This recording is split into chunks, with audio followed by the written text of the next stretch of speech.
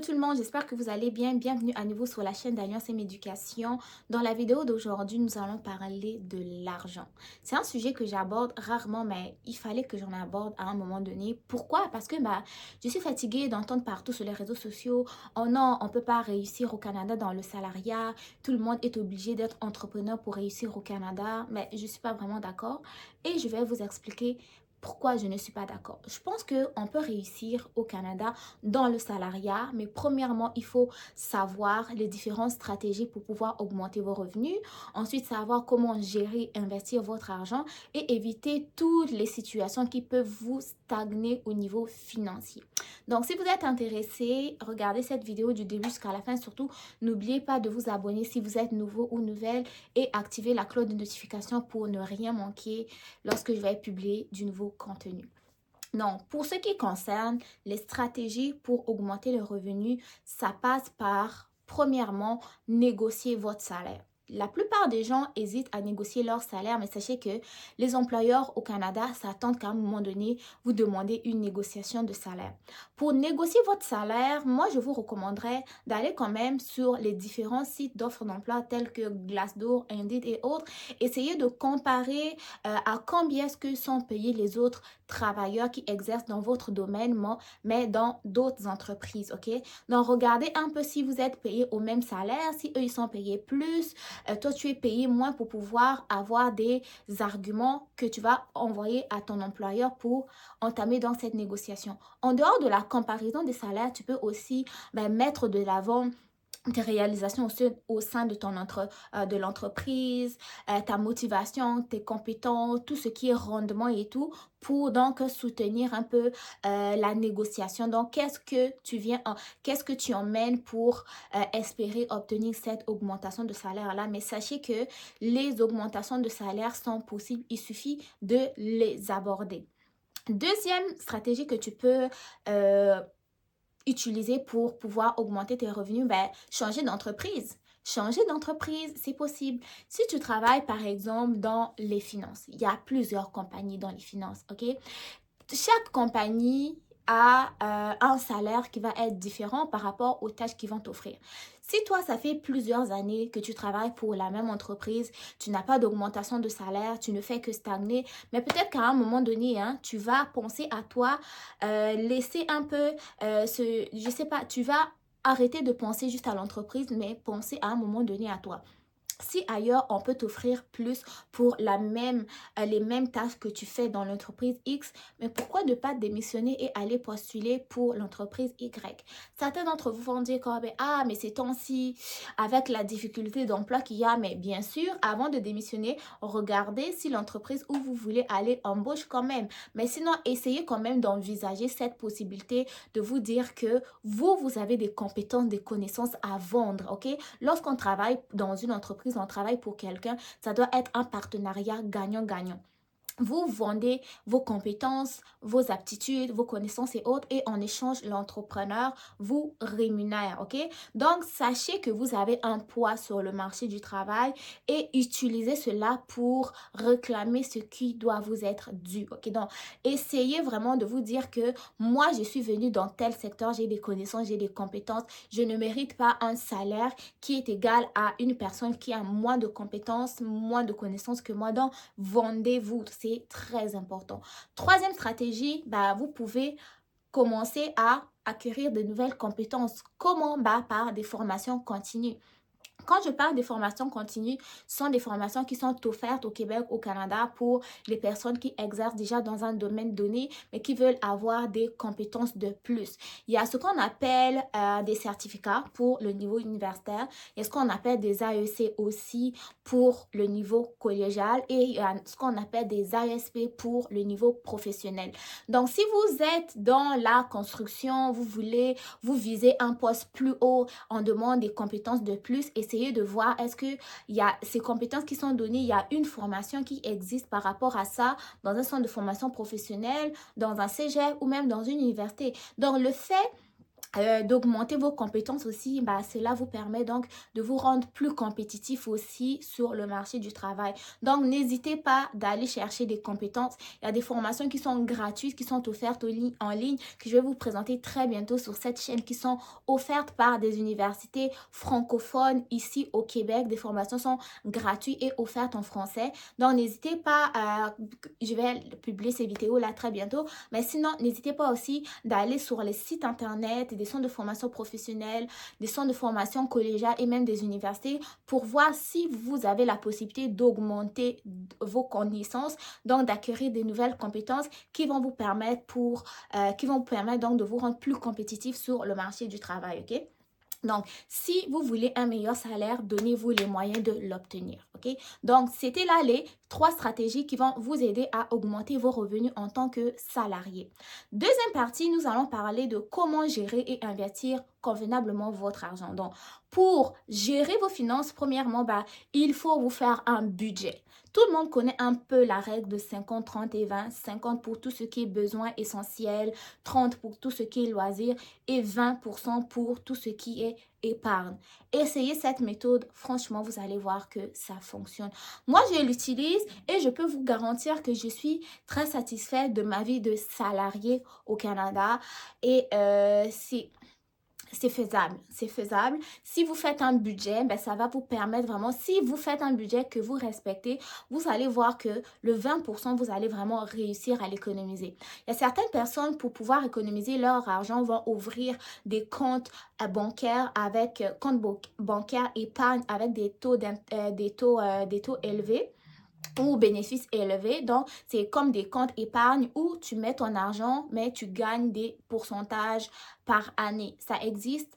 Moi, j'en ai de la Banque nationale. C'est pas une publicité, mais juste pour vous expliquer un peu. Donc, vous mettez un peu d'argent, un peu d'argent, un peu d'argent. De temps en temps, vous allez voir que, vous avez gagné un petit 5 $ de plus, un petit 10 $ de plus. C'est mieux que rien, ok? Et le fait aussi de respecter le budget, ça vous permet vraiment de pas dépenser inutilement, quoi. Donc, vraiment, faites un budget. C'est important dans la vie de faire un budget. On peut pas dépenser n'importe comment, ok? Donc, faites un budget et mettez 50% pour besoins essentiels, loyer, nourriture, habillement, transport et autres. Les 30%, il faut se divertir. La vie est déjà compliquée, la vie est stressante. On n'a pas besoin de s'en renfermer. On a besoin de s'amuser aussi. Donc, faites-vous plaisir aussi. Mais n'oubliez pas les 20% pour pouvoir épargner. Ok, donc épargner dans des comptes épargne avec des bénéfices élevés pour que cet argent soit plus fructifié. Pour pouvoir gérer convenablement l'argent aussi, il faut éviter de se hâter sur les cartes de crédit parce que les banques canadiennes, eux, ils ont la main facile. Tu veux une carte de crédit de 5 000, tiens. Une carte de crédit de 10 000, tiens. Une carte de crédit de 3 000, tiens. Toi, tu vas penser que c'est ton argent, c'est pas ton argent. Et sachez surtout que lorsqu'on vous donne des cartes de crédit avec des gros montants, parce que les taux d'intérêt aussi sont gros. On te donne une carte de crédit de 5 000, il faut regarder le taux d'intérêt. La plupart du temps, quand on prend une carte de crédit, taux d'intérêt, ça, on s'en fout. On veut juste savoir il y a combien dans la carte de crédit. Tu vas prendre ta petite carte de crédit de 5 000, toi, tu remplis la carte de crédit comme si c'était ton argent. C'est pas ton argent, hein. Et tu payes un peu. Des fois même, le paiement minimum, tu n'as pas fait. Mais sache que les intérêts, là, sont en train de s'encaisser, hein.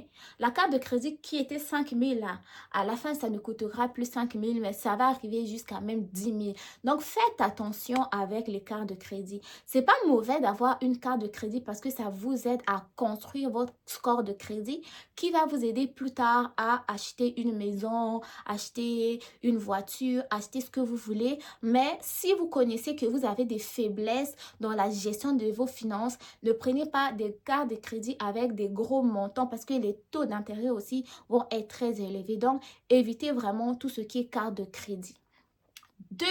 Troisième stratégie pour mieux investir, gérer votre argent, ça va être de vous construire un fonds d'urgence. C'est quand même préférable d'avoir au moins 3 à 6 mois d'économie de côté pour ce qui concerne tout ce qui est besoin essentiel. Ok, donc avoir au moins économisé le 50% pendant 3 à 6 mois. Ok, Bon, non, pas 50%. 50%, c'était pour les besoins essentiels. Mais avoir au moins le petit 20% là que vous avez au moins emmagasiné, entassé, gardé pendant 3 à 6 mois au moins pour éviter d'aller piocher directement dans la carte de crédit. Donc, un fonds d'urgence, c'est toujours important. Pourquoi? Parce que vous ne savez pas ce qui va vous arriver demain. Vous ne savez pas que demain, vous allez avoir un dégât d'eau. Vous ne savez pas que demain, votre voiture va vous lâcher sur l'autoroute parce que les freins ne fonctionnent plus. Vous ne savez pas qu'un malade va casser votre pare-brise, on va vous voler telle affaire. Vous, si vous n'avez pas de compte d'urgence, où allez-vous trouver l'argent? Probablement que vous allez aller utiliser la carte de crédit. Après avoir utilisé la carte de crédit, l'argent que vous allez avoir, vous allez rembourser la carte de crédit. Vous n'avez plus de fonds. Ça devient comme un peu compliqué. Vous ne savez plus où mettre la tête. Donc, je vous recommande vraiment d'avoir un petit fonds d'urgence, si vous êtes étudiant, ayez au moins un petit 5 000, un petit 6 000 de côté. Si vous êtes un travailleur, pourquoi ne pas avoir un 10 000, un 15 000 dollars de côté? C'est faisable parce que il faut toujours prévoir. Vaut mieux prévenir que guérir. Même nous, dans la santé, on travaille beaucoup dans la prévention que dans la guérison. Parce que si tu préviens, les choses n'arriveront pas. Mais si les choses arrivent, tu pourras les affronter, mais ayez un fonds d'urgence, c'est très important. Donc, si je résume mes stratégies que je vous présente pour pouvoir mieux gérer, investir votre argent, ça va être premièrement de vous faire un budget en mettant 50% dans vos besoins essentiels, 30% dans tout ce qui est loisirs, 20% dans l'épargne. Ensuite de ça, évitez les cartes de crédit avec des gros montants si vous savez que vous n'allez pas pouvoir les payer parce que ces cartes de crédit-là ont généralement des taux d'intérêt très élevés. Et aussi, essayez d'avoir un petit fonds d'urgence. La troisième partie qui va aborder tout ce qui est stratégie pour vous aider à éviter de stagner financièrement, ça va être premièrement d'investir dans vos hobbies. Vous savez, moi, mon hobby, quand je ne suis pas au travail, c'est regarder la télé. Me détendre sur les divans, regarder la télé et la plupart du temps, c'est soit des documentaires ou des story time parce que la journée a été tellement longue que j'ai envie de décompresser. Je regarde YouTube. Mais sachez que en regardant YouTube, moi-même, je suis sur YouTube parce que j'adore faire des vidéos aussi pour informer les autres. De la même manière où je regarde des documentaires avec intérêt pour savoir ce qui se passe, c'est de la même manière que j'ai du fun en informant les autres de ce qui se passe au Canada, de ce qui se passe par-ci, par-là. Donc, investir dans ces loisirs peut aussi vous aider à ne pas stagner financièrement dans le sens où vous n'allez pas vivre uniquement de votre salaire, mais vous allez vivre aussi de votre loisir. J'écoute YouTube, je fais YouTube. J'écoute YouTube pour me détendre, je fais YouTube pour informer les autres. En même temps, je gagne un certain revenu sur YouTube également. Donc, si vous aimez faire des vidéos, faites des vidéos et faites de l'argent avec ça. Si vous aimez faire des TikTok, faites des TikTok et monétisez vos TikTok. Si vous aimez vous prendre en photo, faites des photos sur Instagram, monétisez votre Instagram. Donc, c'est possible de pouvoir aussi rentabiliser son loisir. Donc, investir dans ses hobbies, c'est aussi important. Deuxièmement, pourquoi ne pas créer une micro-entreprise? C'est pas interdit d'être salarié et d'avoir un petit micro-entreprise de côté pour pouvoir, donc, vous savez, les gens qui ont des micro-entreprises, c'est quelque chose qu'ils vont faire de temps en temps partiellement. Ils ont leur salaire qui leur permet de bien gagner leur vie, de bien survivre, de bien payer tout ce qu'ils ont à payer. Mais en même temps, si tu n'as rien à faire, pourquoi ne pas rentabiliser ton temps? Créer une petite entreprise et ensuite de ça, sache que tu peux déduire plusieurs choses dans ton entreprise en fait, au niveau de la déclaration d'impôt. Si par exemple c'est une entreprise si les activités de ton entreprise, en fait, tu les fais à ton domicile, tu peux déduire les frais de loyer et tu peux déduire les frais d'Internet, les frais d'électricité. Ça peut te permettre également donc d'économiser un peu plus d'argent. Donc, dans tous les sens, il y a toujours un moyen de s'en sortir. Mais la seule chose que la plupart du temps ne savent pas, c'est comment faire. Donc, comment faire, c'est ça le problème. Mais sinon, le salariat, c'est bon. On peut réussir dans le salariat. Mais il faut juste pas, aller comment on dit, tu vas au travail, tu gagnes ton salaire, tu prends ton salaire, tu payes le facture, tu payes cela, tu fais cela, il te reste un petit 500 $. Ah, je vais aller un peu, c'est quoi la collection chez Zara? Ou bien, ah, il y a une nouvelle montre là qui est sortie, elle est jolie. Ou bien, il y a des nouvelles chaussures. Moi-même, je suis accro aux dépenses, mais j'essaie de me limiter sur mon 30% qui sont liés au loisir. Donc, c'est possible de pouvoir réussir dans le salariat à condition de connaître les stratégies pour augmenter ton revenu, des stratégies pour mieux gérer ton argent et aussi pour éviter de stagner, ok? Ne pas se conforter dans ce qu'on a, mais avoir ce qu'on a, mais essayer de gratter à côté aussi. Donc, c'est ce que j'avais à vous partager aujourd'hui. Si vous avez aimé la vidéo, n'hésitez pas à me le dire dans les commentaires, partagez, vous abonnez aussi. Si vous avez des choses à ajouter, ajoutez-les dans les commentaires. Mais sinon, osez développer la situation dans laquelle vous vous trouvez. Même nous, les infirmières, on veut aussi des augmentations de salaire. On veut aussi augmenter nos revenus, raison pour lesquelles nous faisons des grèves. Dernièrement, il y a la grève de Post Canada parce qu'eux aussi veulent une augmentation de revenus. Donc, c'est possible, mais tout se passe dans la gestion. Et en gros, c'est la gestion. La gestion, la gestion et la gestion.